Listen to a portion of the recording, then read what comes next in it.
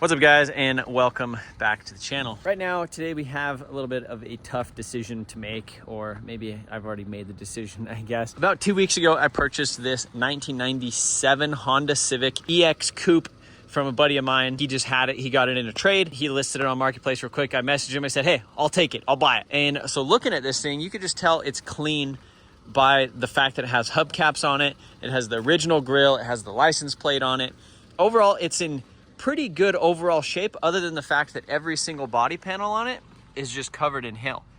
So you can see all of that hail damage all over the whole thing, which isn't terrible. This thing also has a couple other things. Oh yeah, look how bad this side is. So this side's in a lot worse shape than the other one. Again, original hubcaps, side skirts. Everything is really, really clean on this. The paint is pretty nice. The front end has been resprayed at one point. And it has some black housing headlights, but you know, bumper's in good condition.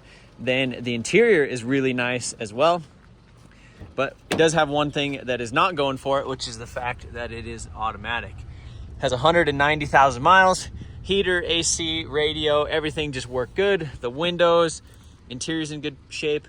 The door panels are not all cracked right here. You can see right here, this piece is a little bit cracked, but the main issue is usually right here. And then let's see right here, we have this guy. If we pop the hood, one thing that you guys probably haven't seen if you've been into Civics for a while is the fact that look at how clean that thing is. It's all OEM airbox. Obviously we got the jump pack over there because I think we stole the battery out of this thing for another thing, but D16Y8, so the VTEC single overhead cam, runs super good, runs super smooth. Has the distributor, the wiring. I mean, nothing's really been messed with, tampered with. There's not a turbo kit hanging on this thing. And the thing about this is if I'm going to sell this thing as is, as a running and driving car, let's say I list it for $2,500, people are going to get mad at me. They're going to be like, oh, you're trying to tax everybody.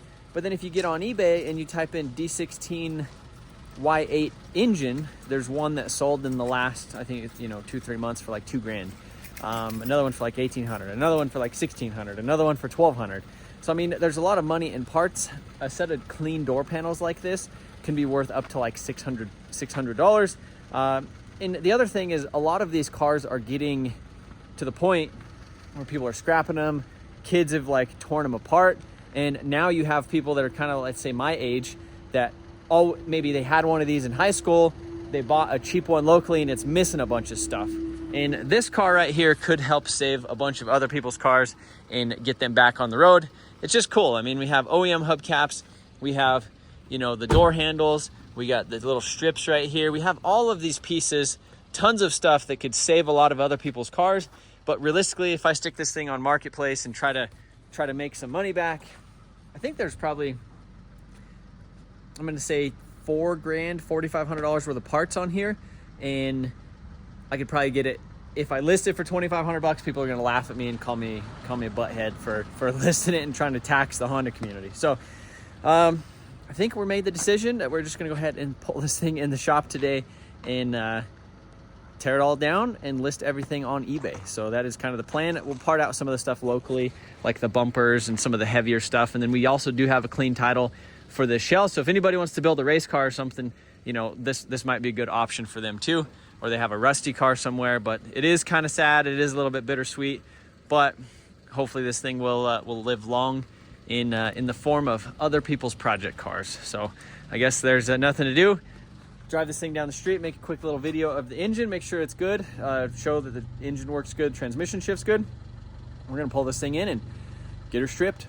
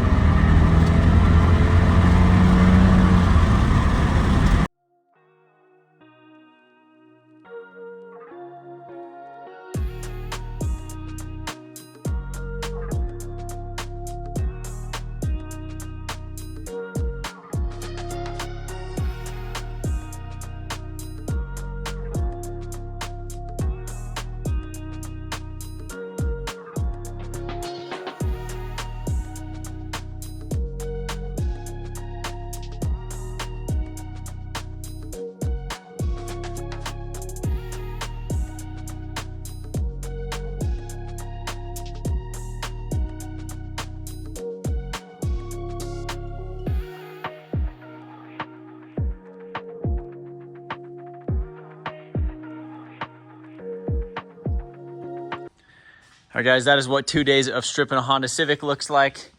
So you can see pretty much stripped all the way down. I think we're gonna list these quarter windows, and then when we sell them, we'll pull it out. We have an induction heater here at the shop.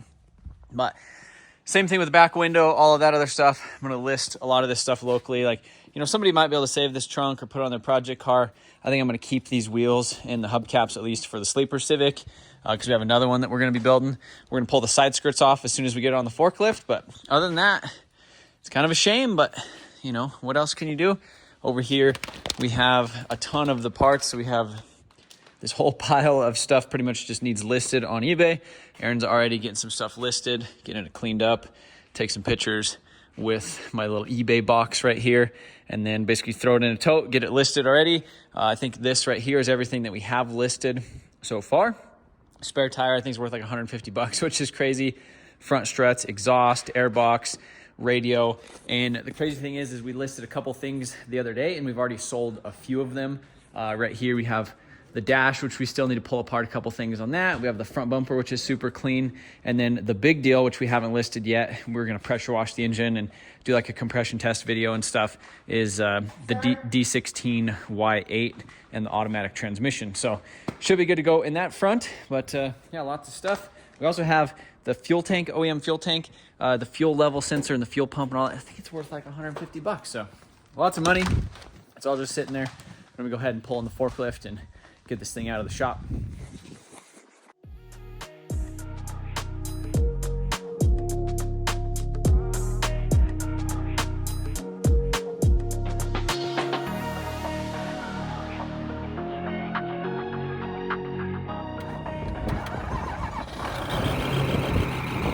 Oh yeah. All right, boys. I wonder if that's an exhaust leak.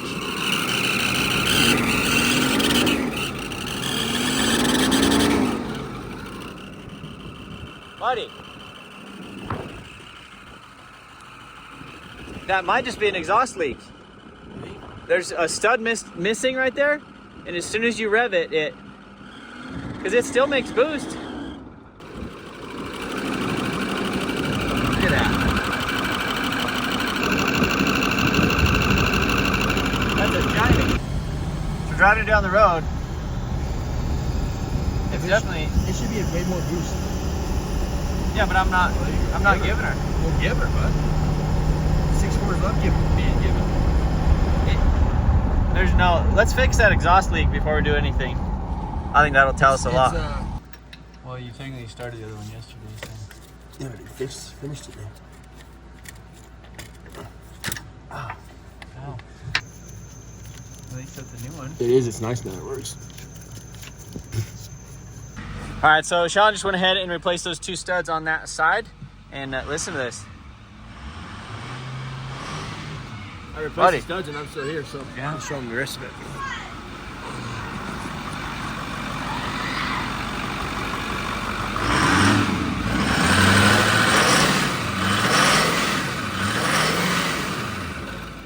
No more leaky boy. Brand new 6.4.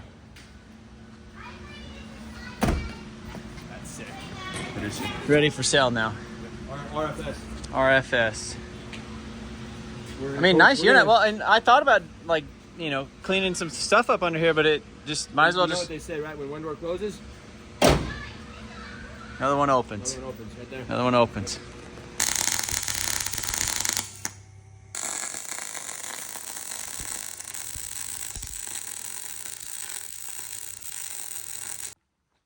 All right, so in the shop now on our custom engine stand, we have a 6-liter Powerstroke. So this is actually one that the junkyard owned, or I guess they still technically own it, but it was in the shop when we moved out here. And so it's basically been just sitting for a while, and they pulled it out of a truck a long time ago that I think they said like laid over on its cab.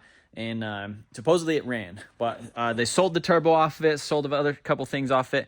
IPR was missing, and this valve cover was missing over here, so it kind of sat open for a little bit. So we're gonna go ahead and get this all cleaned up, but we went ahead and mounted it to the custom Harbor Freight engine stand with the Trevi's Customs engine mount bracket right here. Last night, we actually had an issue with this thing. Sean was turning this thing over, and then it actually sheared off there's a roll pin right there. If you take a look at that guy, nice little bitty roll pin that sheared off in here. So he was cranking it and there was too much lash in there. So right on the inside of this thing, there's actually a keyway, and as soon as you would go around with the engine, you would get to like the tipping point, like the balancing point, and then it would go dunk, and it would just like fall over, and which isn't good because obviously, you know, this thing might tip over. And so what we ended up doing is we just pulled this little collar off and pulled off that little jam nut, and we went ahead and welded it to take out some of that lash. So now it's a lot better. And then we actually had to put in a new bolt. Basically used a bolt to replace the shear. So we went ahead and tapped it, drilled it, tapped it. So there's actually a bolt in there, and then just grind it off the head of the bolt. So Sean is going to be cleaning up this engine today, and we're going to be testing it and inspecting it to see if it's any good. The silver two-wheel drive truck, so this engine right here is going to be going in that red F-250 outside, the crew cab long bed that has like 70, I think it's either 70 or 80,000 original miles on it. So it's a really clean truck, but it has a rod knock, which is weird. But that's the point of this. So we're going to see if this is a good engine. The extended cab short bed that we had in the shop the other day that we pulled the windows out of for my truck, I think it has a dead hole in it. It actually, we got it running, but it has a decent amount of blow by. It goes like puffs. This guy right there, I don't necessarily want to pull that thing apart yet because I think it's, even though it is a little rusty, I still think it's worth a little bit more just to maybe sell it as a whole instead of doing it as a parts truck. The two-wheel drive crew cab that we showed outside the other day, it actually might be headed up to a True Focus Fab for some, maybe some potential compound collaboration. But speaking of the engine mounts for the Powerstroke right here, this is a little update. This is a 6.7 core motor that I bought a couple months ago. And you can see right here, this is actually a 3D printed version of the mount that goes on the side of the block. So instead of using kind of the Trevi's Customs version of it, this was a collaboration between me and True Focus Fab. And so what they went ahead and did is they came out here about 2 weeks ago and they scanned the driver and passenger side of a 6.7 block. And then we actually scanned the motor mount on a 6-liter.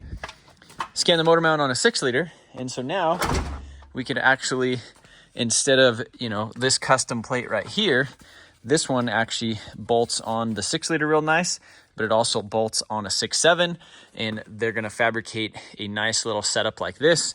So that way we could actually offer these things for sale. Because as far as I know, there wasn't really a good solution on the market, especially something that, oh my goodness, especially something that went between a 6.0 and a 6.7. So if you're like a diesel enthusiast or you're a DIY guy, this is the one that I built for the 6.7 Powerstroke. You can see it looks like a freaking torpedo or something sketchy. We just plasma cutted this out real quick just by hand. And the goal was just to get an engine on the stand sort of deal. Wasn't try to make it like a production version. So they scanned this, they scanned this, they scanned the engine, and they scanned the engine stand. So I'm going to be designing that with them. And then I'm actually going to be offering them for sale under Motion Auto. So that's going to be pretty cool. So eventually we'll have a engine mount adapter bracket where you could actually put one of these things on here. So Sean, what do you think? It's going to be good. Are you on the milk today, Turbo? Every day, gallon of milk. That's pretty good. Yep. Good old gallon of milk. So yeah, clean this thing up. We're going to do a compression test, make sure it's all good. And then we're going to plow it in that red truck as long as it's good. And if not, I guess we're going to figure out another thing. So while Sean's messing with that, I'm going to be messing with this X5 right here. This is 2012 X5 35D. And this has been my daily driver for the past probably a couple, maybe 2-3 months. I've just been kind of cruising it around here and there when I'm not driving a truck or anything.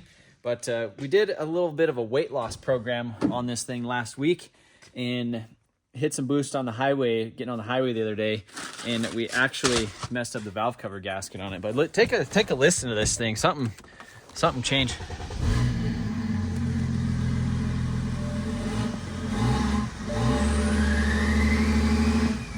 Not too bad. So we're gonna do the strut bearings on it today because it's making noise, and then it blew out the valve cover gasket. So we'll be fixing that too.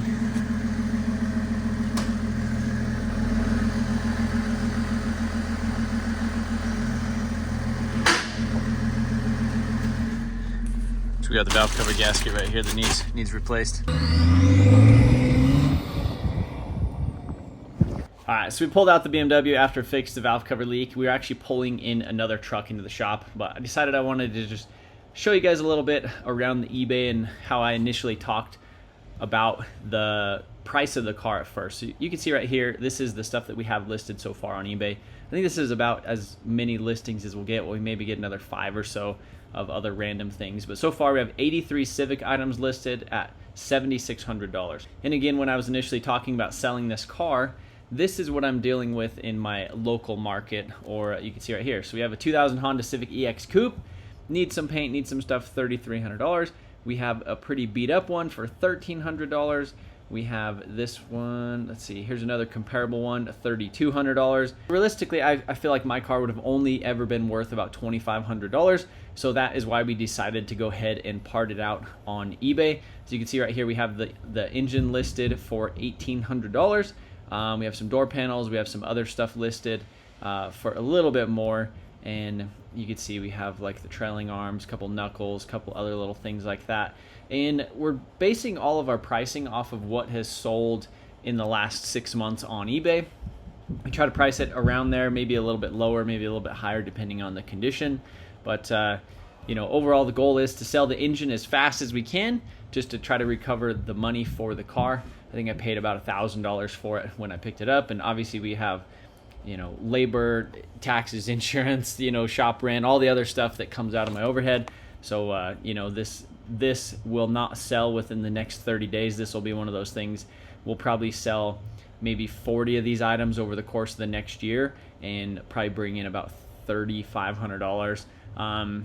You know, kind of depends on how you look at it. But again, to kind of have some consistent cash flow, some consistent revenue coming in, keeping the guys busy around the shop. And it's kind of an interesting process. So getting into the eBay is something that I've been pretty excited about, learning a lot of stuff with it and just dealing with it. So that's pretty much it. Hopefully you guys enjoyed this video, me kind of diving in a little bit more into the eBay side of things. In the video, we were actually getting ready to pull in another truck with the X5.